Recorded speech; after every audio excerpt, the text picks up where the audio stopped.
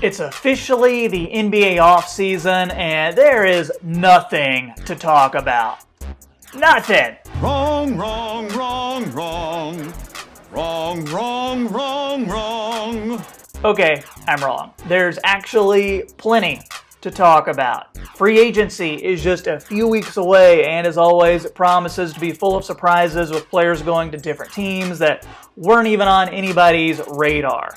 In today's video, I'm giving you my free agent predictions for 5 NBA All-Stars and telling you where they should sign.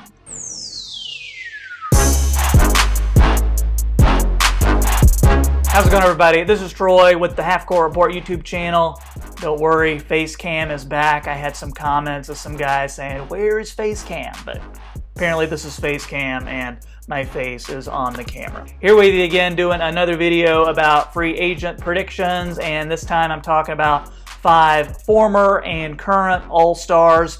If you've been following this channel, then you've seen that I've been doing lots of these free agency videos already, and they are really popular, so you guys seem to like them. To make you happy, I'm going to keep doing them. I'm going to link some of those other free agency videos in the descriptions of this video, so make sure you check them out. And also, we are on the road to 10,000 subscribers, so if you haven't already, make sure you subscribe to this channel, make sure you like this video, make sure you comment, make sure you share, tell your friends, whatever. This channel is blowing up, and hey, I want you to be a part of it.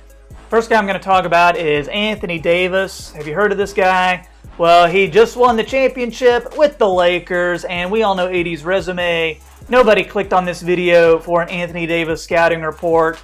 Here's my scouting report. He's a top 5 player in the league. He's in his prime. He can do it all on the floor. He can score, pass, block shots, rebounds. And as I mentioned, just won that NBA championship. He has that player option for this offseason, but there is no way he's going to pick up that player option because he can make a whole lot more money if he declines that player option and either re-signs with the Lakers for more money or signs a new contract somewhere else. I don't quite think it's a done deal that he does re-sign with the Lakers. It's probably more likely than not that he does, but for this video, let's just say, what if he doesn't? What if he says, okay, I've got my ring, but I was under LeBron's shadow for a whole year. I want my own team. I'm ready to move on.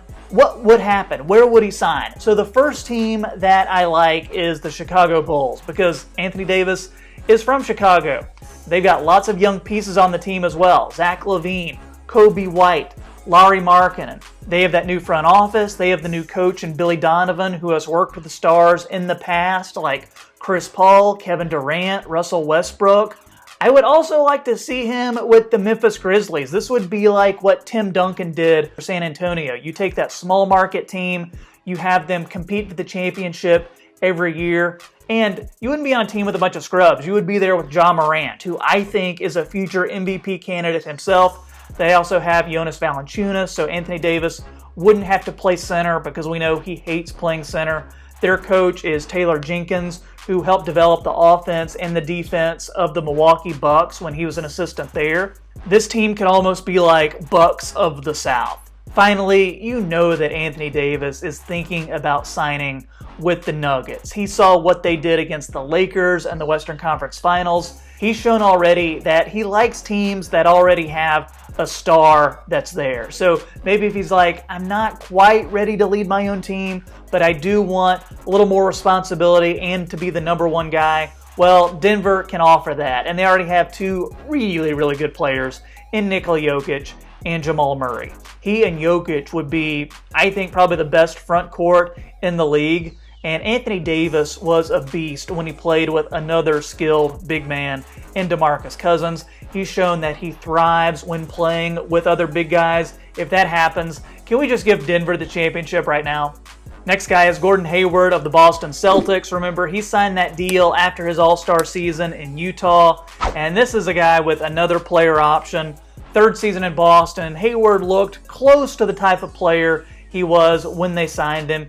His injury in the playoffs notwithstanding, I think Hayward showed that his ankle issues from the couple seasons ago are mostly behind him. So could he decline that $34 million player option to sign a longer deal somewhere else? You know, we're definitely not going to rule out Boston as a possibility for next year. I think he is likely to pick up that option. Otherwise, though, I think the Heat would be an option for him. They have the money to spend. And remember, he almost signed with Miami that offseason that he ended up picking Boston. So there is some history there. I think he could help them get back to the finals. And I also like Gordon Hayward with the Orlando Magic. He would be like a missing piece for them. He would serve as an additional playmaker on the floor. And we know that with Jonathan Isaac being out next year due to his injury, Aaron Gordon is going to be playing his minutes at the 4, slot Gordon Hayward in at the 3 spot. That's a good playoff team right there. Next up is Kyle Korver of the Milwaukee Bucks. And remember, Korver had that one All-Star season when he was on that 60-win Atlanta team. A lot of us forget that, so we do have to put him in this All-Star video.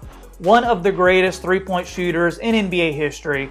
He's pushing 40 years old, but he can still bomb away from deep.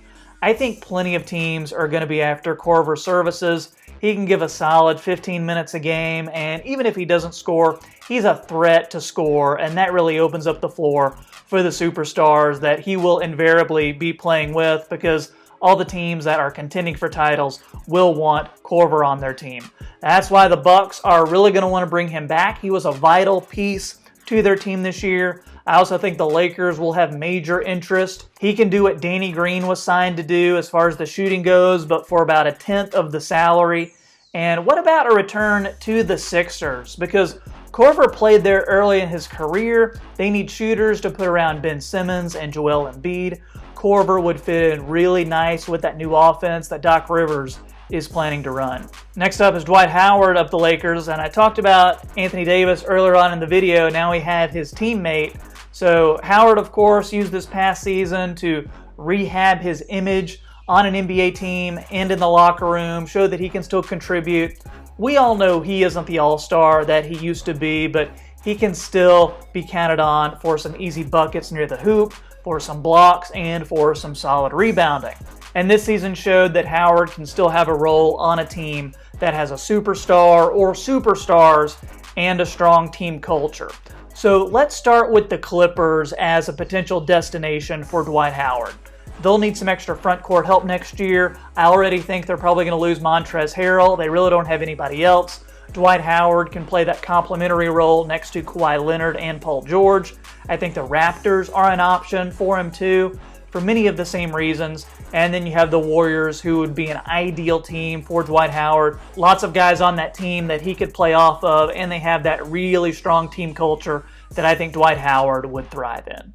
Finally, if we're talking about Dwight Howard, then we got to talk about DeMarcus Cousins, because those guys are linked for the main reason that DeMarcus got injured for the Lakers, and because of that, Dwight Howard was able to take his spot. So it has been a rough couple of years for Boogie Cousins since he left the New Orleans Pelicans.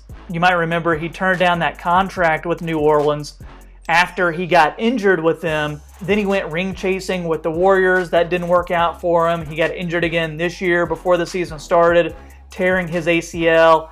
And nobody thinks that DeMarcus Cousins is going to be the type of player that he was when he was an all-star for those few seasons. But if he can get back to even a little bit of what he was, or maybe his 2018, 2019 stats that I've got on the screen here, that would be really good at least, and would have him deserving of another long-term NBA contract. So how about the Wizards? I think that's a good option for him. It would reunite him with John Wall. They're good friends from playing together at Kentucky in college. They need a center, and when was the last time they had a big man who could really put the ball in the bucket? I think Cousins would really help with that, give them that playoff push they need. Healthy John Wall, Brad Beal, re-signed Davis Bertans, Rui Hachimura. That's a great starting five right there.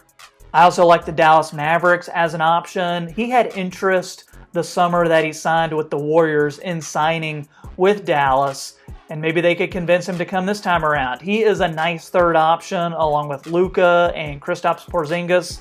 Cousins is not a great defender, and the Dallas coach Rick Carlisle does like his players to be good defenders, but maybe he could have something up his sleeve with Cousins and get the best out of him. I feel like this is a total Mark Cuban move also.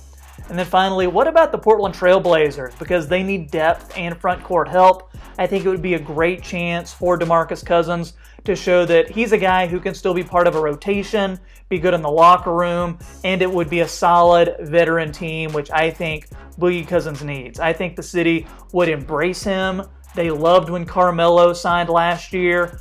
Boogie is the type of player who needs that validation from the fans, and I think he could have some success in Portland.